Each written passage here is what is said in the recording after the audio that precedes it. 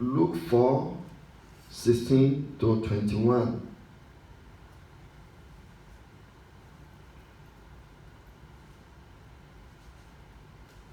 Luke 4:16-21. So he came to Nazareth, where he had been brought up.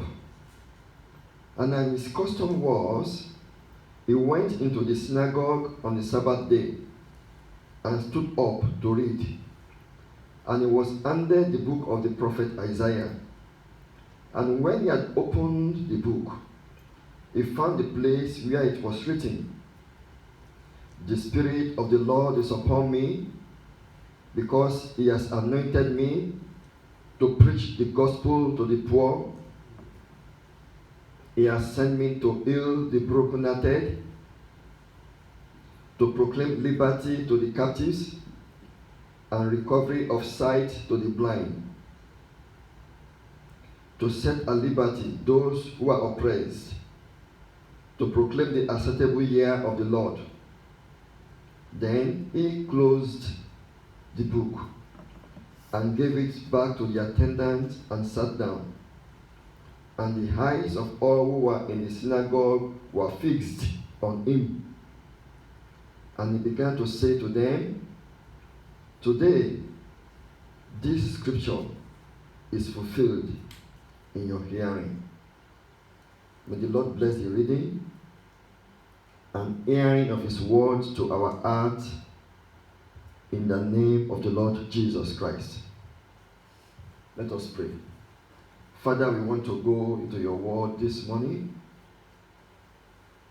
I pray that you speak to us from the above. I pray that the Holy Spirit take control of my vocal cords and use it for the glory of God today. We pray that the word of God will flow unhindered. We pray for the understanding of the word of God. We pray for grace. Lord, Holy Spirit, help this day, and let the name of Jesus be glorified in our lives. In Jesus' mighty name, I pray. Amen.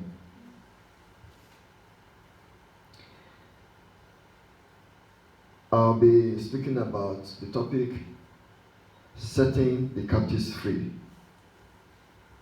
Setting the captives free is what I will be speaking about this morning. When we hear the word captive, what does it mean? Or who is a captive? Is a person who has been taken prisoner or has been confined to a place. Someone who has lost his identity. The devil has taken hold of him or her and has locked him up. That's captivity. In the manifesto of Jesus Christ we read in the book of Luke chapter 4, my emphasis on verse 18.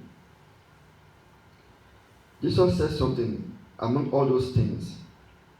He said to proclaim liberty to the captives, setting the captives free. It is on the screen, to proclaim liberty to the captives. You know, attack of the devil comes in various ways. Devil can attack a human being bodily.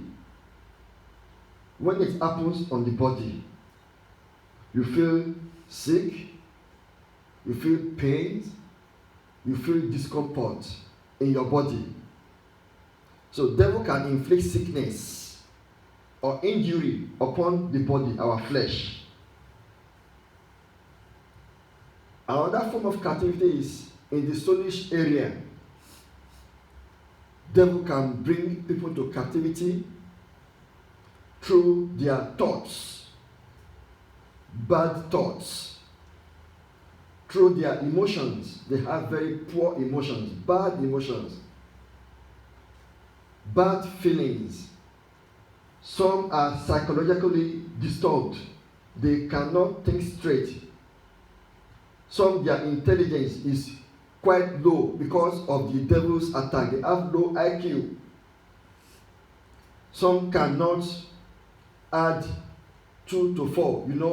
They just couldn't because they have been attacked in the area of their soul. In the area of their soul, so that the devil attacks their will, their emotion, their intellect. So those are either the body or in the soulish area. Sometimes devil's attack also comes externally. A person can be held captive. For example, when people gang up against you, when you feel that you don't have any headway in life, everywhere you go, you are hated.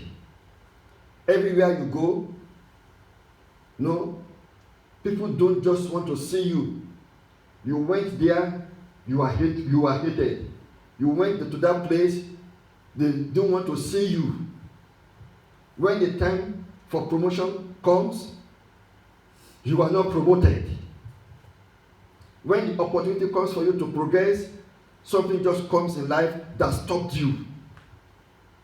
Captivity. So it can be internal. In the soulish area, it can be on the body, it can be external. The devil can use other human beings to forestall your progress. It's like you are under cobwebs, spiritual cobwebs of the devil. You want to free yourself, but you have been entangled. Those are some of things the devil does to human beings. Captivity. So I will give you 7 quick signs of captivity. Then we'll move on in the sermon this morning. Number 1 sign of being captive is no sense of belongings.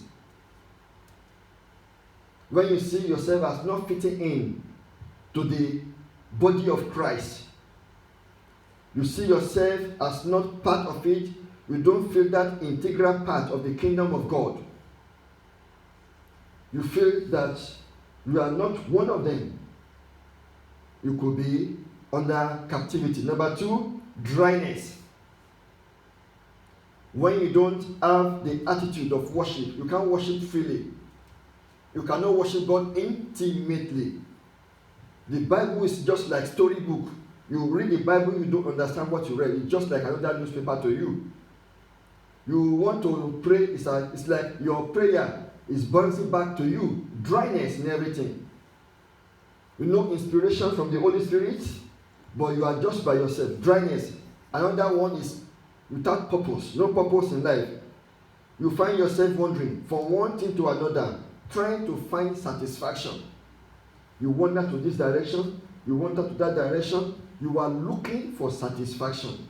No purpose in life. Nothing is driving you. No motivation.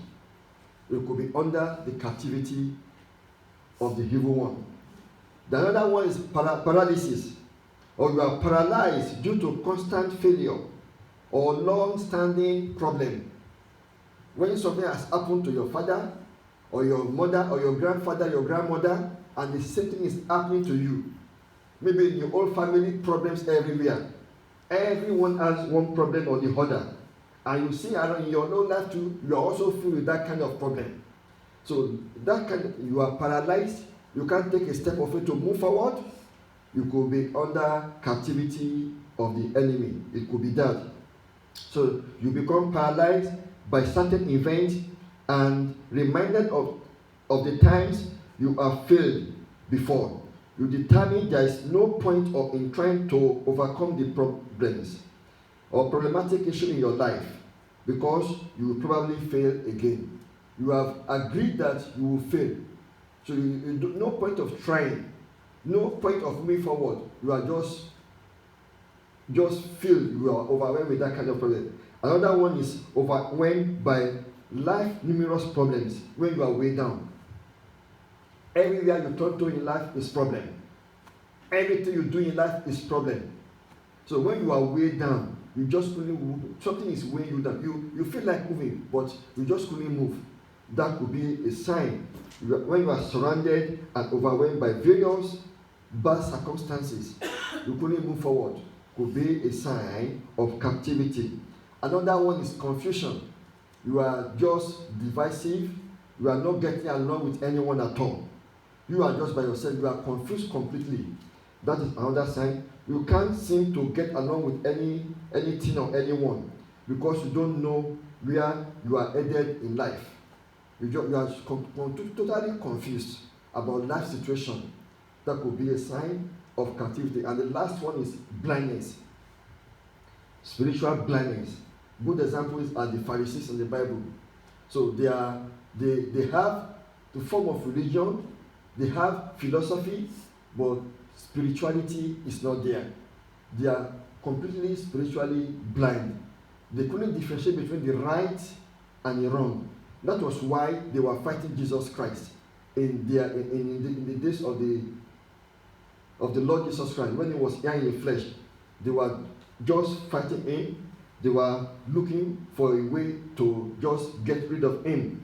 So when you have become blind spiritually, you have formula, but no, you have religion, but no spirituality. So those are the signs you will see for people who are captive.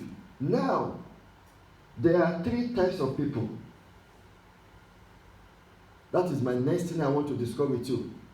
3 types of people under captivity of the devil. 3 types of people. A Christian can be attacked, can be oppressed. But we thank God for the word of God that says, I have come to set the captive free. I have come to proclaim liberty to the captives.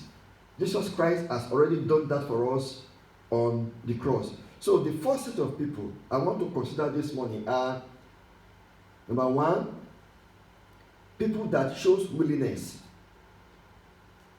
to be free. These people acknowledge their problem. They could identify the problem of captivity. They identify that they are bound somehow by the devil. And they were willing to be free. So such people, they normally go to churches and normally pray, normally seek the face of God, trusting God to deliver them. They were looking up unto God to set them free from that evil captivity of the enemy. And we know throughout the pages of the Bible, we have God delivering his people. The Bible says, you shall know the truth, and the truth will set you free. The reason why Christ came was to deliver us from the hands of the devil. Jesus came to free us. Jesus came to set us free. He came to deliver us, to take us out from the kingdom of darkness to the kingdom of light. That is the kingdom of the Lord Jesus Christ himself. So if the Son shall set you free, you will be free indeed. And Jesus Christ has done that for us 2,000 years ago by the cross. So the first of people are those who they are willing to be free. So they will call upon God, or they will go to people who can help them, and somehow they will be free. Another Bible passage I would like to share with you regarding that is this. It's Mark 10:46-52 about blind Bartimaeus. Jesus was on his last trip to Jerusalem. He was on his way to be crucified on the cross. Do you know what Bartimaeus did? So the Bible says about Bartimaeus that in Mark 10:46-52, now they came to Jericho. As he went out of Jericho with his disciples and a great multitude, blind Bartimaeus, the son of Timaeus, sat by the road begging. And when he heard that it was Jesus of Nazareth, he began to cry out and say, Jesus, Son of David, have mercy on me. He was calling upon Jesus Christ. He had been hearing that Jesus heals. He had been hearing that Jesus set the captives free. So that was the last trip Jesus was going to Jerusalem to be crucified on the cross. So when he had that opportunity, even in the midst of the crowd, Jesus could hear his voice. The crowd tried to stop him. Shut up, Bartimaeus. Stop shouting. Jesus is going. It's not for people like you. But the more they tried to stop him, the more he shouted. And the Bible says, let me go to verse 49. So Jesus stood still and commanded him to be called. Then they called the blind man, said to him, be of good cheer, rise, he is calling you. And throwing aside his garment, he rose and came to Jesus. So Jesus answered and said to him, what do you want me to do for you? The blind man said to him, Rabboni, that I may receive my sight. Jesus said to him, go your way, your faith has made you well. And immediately he received his sight and followed Jesus on the road. Jesus spoke one word, and his sight was restored. But not this word. And he followed Jesus on the road. He didn't go back. As soon as he was healed and delivered by Jesus Christ, he began to follow Jesus. He began to follow the ways of Jesus. He began to follow the teachings of Jesus. He began to follow all those things Christ taught his disciples. He began to walk with Jesus. He did not go back. You know, so many people, they said they went to miracle ground, crusade ground, they got their miracles, and maybe in 3 or 4 months, or sometimes a week, the thing that they were delivered from came back upon them. Some of the reasons for that was that because they had no knowledge of Jesus. Christ is good to everyone. Whether you have faith or not, he will heal you, deliver you when you call upon him. So some in the crowd, in the miracle, in the crusade ground, they got healed because they did not believe in Jesus. Some, what happened to them came back upon them. Well, because the Bible says in Matthew chapter 12 that when evil spirit comes out of a man, he will go to a dry place looking for a place of rest. And when he finds none, he will say, let me go back to my place where I have been cast out. Then he will go back. When he finds it empty and clean, they will go and bring several more demons powerful than him, and they will come back to that life. So when we receive miracle from God, just walk with Jesus. You don't need to have a vacuum in your life. You can't stand in the middle. You can't sit on the fence. You are either with Jesus or with the devil. As soon as this man was healed, he began to follow Jesus on the way. Miracles still happen, and we need to walk with Jesus because the devil is always looking for opportunity to attack. So when he finds a life that is not covered by the blood of Jesus, when he finds a life that is not walking in line with the word of God, the devil will come because that person doesn't have substance to forestall or to resist the devil. The devil will just come and attack again.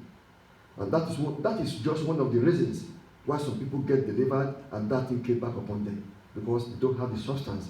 Christ is not actually in their life. They belong to Jesus. The number 2 set of people is people that resorted to faith. Some people in life, they also acknowledge their problem. They trusted God. Maybe they have prayed and prayed and prayed and believed God, and when nothing happened, then they said, maybe that is the will of God for me.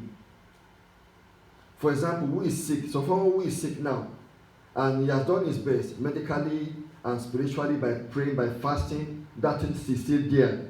And you say, maybe that is the will of God for me. Sickness is not the will of God for any man. It's never the will of God, because the Bible says by his stripes we were healed. That was why Christ died on the cross, to pay the debt for our sins. He paid the ransom. He has delivered us. So, sickness is not part of God's will for anyone's life. So many people, they have said that because maybe God's will for me to discipline me. God will not discipline any human being with sickness. That is not the word of God. And some people, they say maybe the will of God, then they go to a see doctor. Now, if you know that is the will of God for you, then why do you go to see doctor to get healed through medication? So it's never, don't be deceived. Don't let the devil cheat you by lying to you that sickness is the will of God for my life. It's never the will of God. So this kind of people, those who respect to faith, they say, well, since I can't do anything about it, I will just forget about it. Let me tell you the story of a woman. I watched a documentary of her testimony. She was crippled on her leg for so many years. I'm not sure the number of years, but probably more than 10 or 15 years. And in the process, she gave her life to Jesus Christ. When she was looking for healing, she gave her life to Jesus Christ. She sought medical attention, all to no avail. So she began to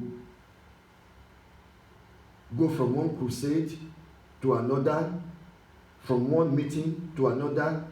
Whenever she hears that man of God is coming to town, anointed man of God who is good, who is anointed to heal people, this woman will go there.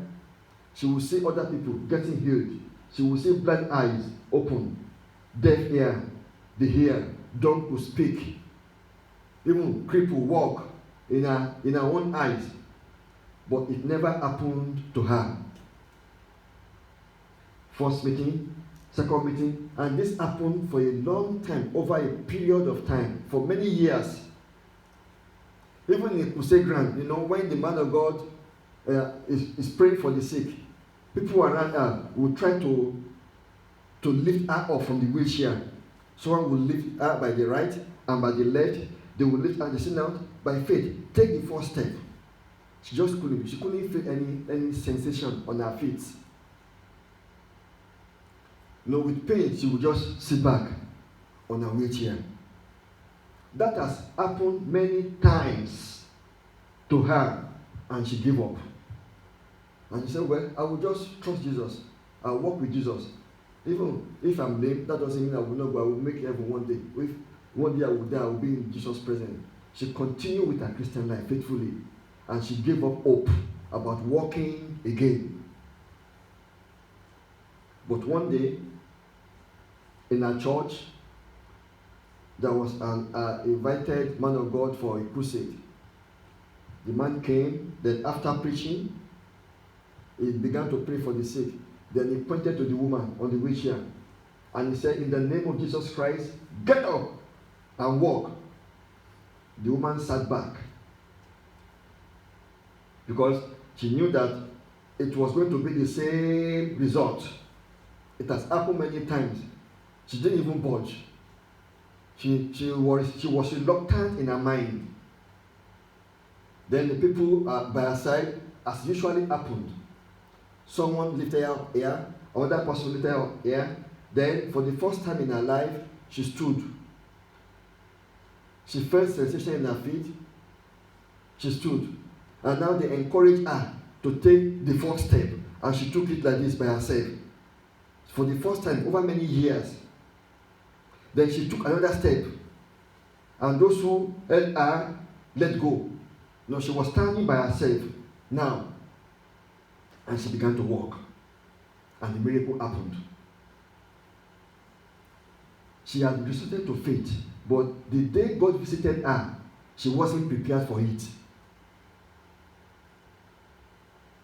The day God did something wonderful in her life, she wasn't actually prepared for that thing. That is why it is important not to miss church services. Because you do not know the day of visitation. This woman was not there to be healed. She was just here. She went to that church that day just to listen to sermon and to worship.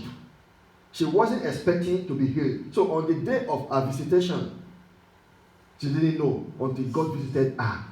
And all of the dashed hope was restored in just a moment. So some people, they say, I don't feel like going to church today. I don't feel like, because I just don't feel like. If you are not at work or you are not sick, you have no reason why you shouldn't go to church.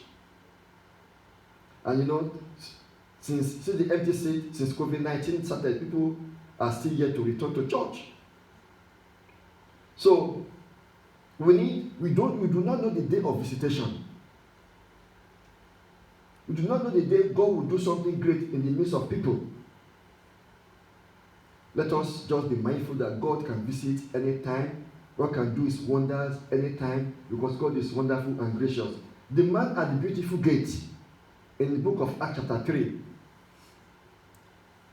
the Bible says in Acts 3, 1-8, this man had been crippled from birth. The man at the beautiful gate in Acts chapter 3 had been crippled from birth. Let me read verse 2. And a certain man lame from his mother's womb was carried, whom they laid daily at the gate of the temple, which is called Beautiful, to ask alms from those who entered the temple. His age was over 40. So in the days of Christ, when Christ was ministering on the earth with his disciples, Christ was in the temple sometimes when this man was still at that gate. I don't know why Christ didn't go to that or enter the temple that through where the beautiful gate where this man sat. But the beautiful thing is that Peter and John have been going to temple, and this man has been there all his life, begging, looking for alms. He had no plan in life to walk with his hand again or with his leg to go to work, because he was crippled. In fact, he couldn't go into the presence of the Lord. He couldn't enter the temple because he was crippled. But that day, the Spirit of God moved Peter, and Peter told him, silver and gold I do not have, but what I do have I give you. In the name of Jesus Christ of Nazareth, rise up and walk. And he took him by the right hand and lifted him up, and immediately his feet and ankle bones received strength. So he, leaping up, stood and walked and entered the temple with them, walking, leaping, and praising God. For the first time he walked, and he entered the temple with Peter and John, leaping and praising God. You can see another pattern. This man did not just go home as soon as he was healed. He began to follow Peter and John.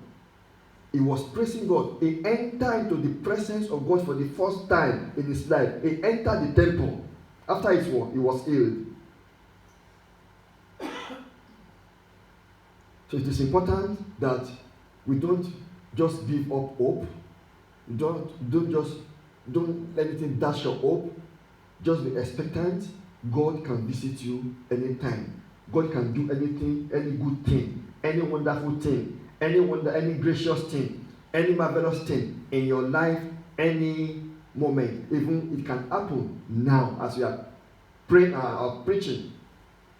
God can move anytime, because this man wasn't expecting it that day. He was there to beg, please give me money, please give me money. But Spirit of God moved Peter, and instead of money, he was healed and delivered. Another group of people, which is the third one, are those people that they don't know they are captives. And this is the worst set of people. They are captives, but they did not know. These the people who call those who are spiritually blind. Pharisees and Sadducees fit into this category in the Bible. In our days, those who fit into this category are the atheists.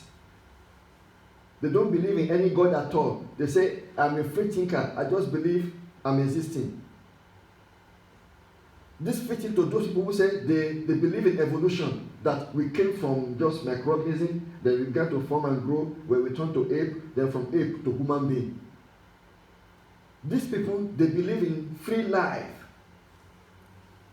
And some of them may have actually heard about Jesus before, but some of them may be going to church and they have never encountered Jesus.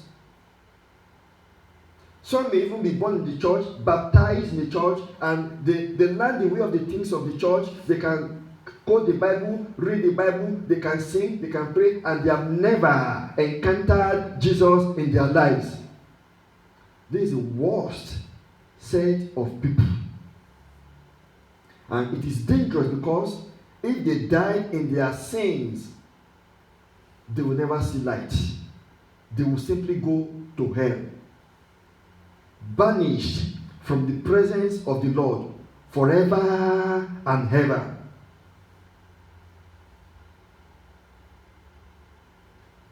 The Pharisees in Jesus' times, they just couldn't comprehend what Jesus was teaching because of the religion they put on their head. They put religion, they put logic, and they begin to propound theories and philosophies of their own. They make laws unto others. They place burden upon other people. The kind of body they cannot even lift with their finger. The thing they cannot do by themselves, they try to impose upon other people. Spiritually blind people. These spiritually blind people, at the moment as I'm speaking, they are condemned. The Bible says, he who has the Son has life, and he who does not have the Son does not have life and is already condemned. Even though they are living, they are human beings, but they are condemned. Though the grace of God is available for them to repent and give their life to Jesus, but since they refuse the grace of God, if they die in their sins, they will perish forever. And they are bound. Most of them, they are around us in our community today. They have nothing to do with Jesus. So when they hear the word church, so you are such kind of people that goes to church, they look down on you as if you don't know what you are doing. When you talk to them about Jesus, they say, go away, I don't want to hear about it. Some will say, I'm still young, I want to enjoy my life. Life is pleasurable, life is good, I want to enjoy life. Spiritually blind people. They are all around us. Let me read the Bible passage for you. Christ healed a man, also born blind. And this man was healed, he was delivered, and they began to wonder, are you the person or not? Say, yes, I am. As you are looking at me, I am the person. Say, how did you see? Said the man called Jesus, made clay, put to my eyes, and said, go wash, and I can see. Say, really? And someone is praying. The religious leader did not believe. His parents said, look at him, he's of age, ask him. And this man began to say, yeah, Jesus healed me. But the Pharisees tried to debunk it. You know what they said? They said, if anybody now begins to identify with this Jesus, we are going to cast them out of the temple. You can read the whole chapter of John chapter 9 when you get home. And towards the last aspect of it, I will explain this from verse 35, John 9:35 downwards. So the man said to them that since the world has begun, no one has been able to restore people born blind. Nobody has been able to restore their sight back to them. And you talk of this man as evil. And the Pharisee said, do you want to, you are born in sin, and do you want to lecture us? They cast the man out. Now from verse 35. Jesus heard that they had cast him out. And when he had found him, he said to him, do you believe in the Son of God? And he answered and said, who is he, Lord, that I may believe in him? Jesus said to him, we are both seeing him, and it is he who is talking with you. Then he said, Lord, I believe, and he worshipped. Please note again, this man worshipped Jesus. He began to follow Jesus. So that means miracle will continue forever. Devil cannot steal this from him. He began to worship Jesus, believe in Jesus. Now verse 39. And Jesus said, for judgment I have come into this world, that those who do not see may see, and those who see may be made blind. Then some of the Pharisees who were with him heard these words, and they said to him, are we blind also? Jesus said to them, if you are blind, you have no sin at all. But now you say you will see, therefore your sin remains. These people perished. They died in their sin without Jesus. Spiritual blindness is dangerous. Even when you say truth, you try to deny it. And finally, Christ Jesus has died for the sins of this world. I don't need to read. You can go home and read Ephesians 4:17-18. No need to explain that. But the last aspect I want to say is that believe that Jesus Christ had paid the price for your freedom. No matter what you are passing through in this life, what degree of captivity you have in the soulish area, in the body, or external, Jesus Christ said in the book of Luke chapter 4, said, this scripture is fulfilled today in your hearing. He came to deliver the oppressed. Christ came to deliver those who are bound. He came to set the captives free. The Bible says how God anointed Jesus Christ of Nazareth with Holy Ghost and with power. How he went about doing good and healing all those who are oppressed by the devil, for God was with him. Everywhere he went, he began to preach and he delivered people who are oppressed by the devil. The penalty has been paid. We are totally free today. We all need to hold on to Jesus. Believe what the Bible says. Hold on to this King of glory. Believe the Holy Spirit who is in you. Believe that you have been set free and begin to resist the devil. Let your eyes of understanding be opened.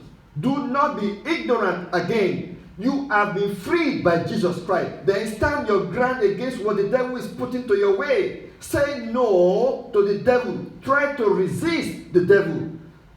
Engage the devil with the word of prayer and with the word of God. Say no to the devil advances to your life.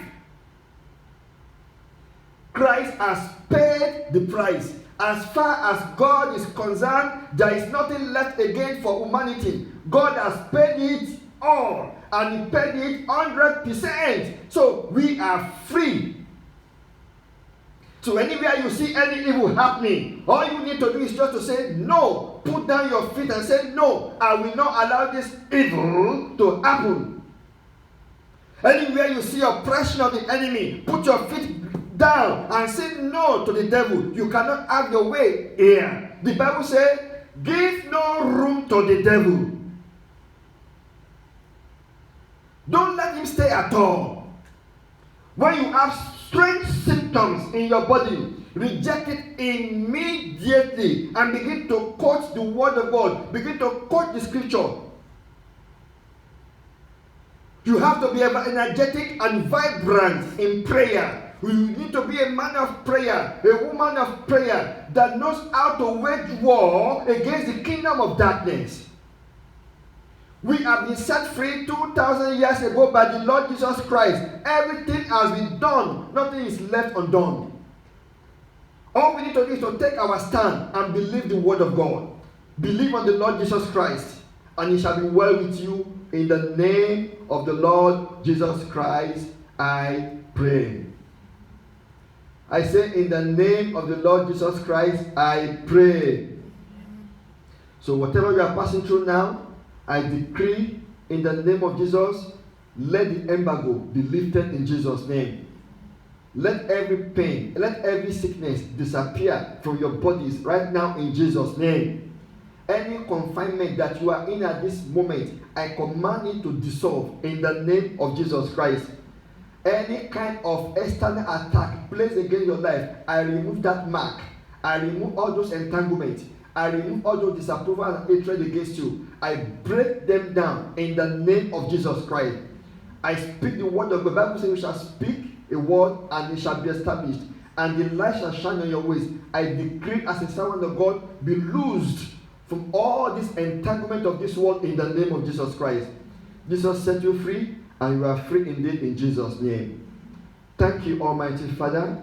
We give praise to your holy name. In Jesus' mighty name, I have prayed.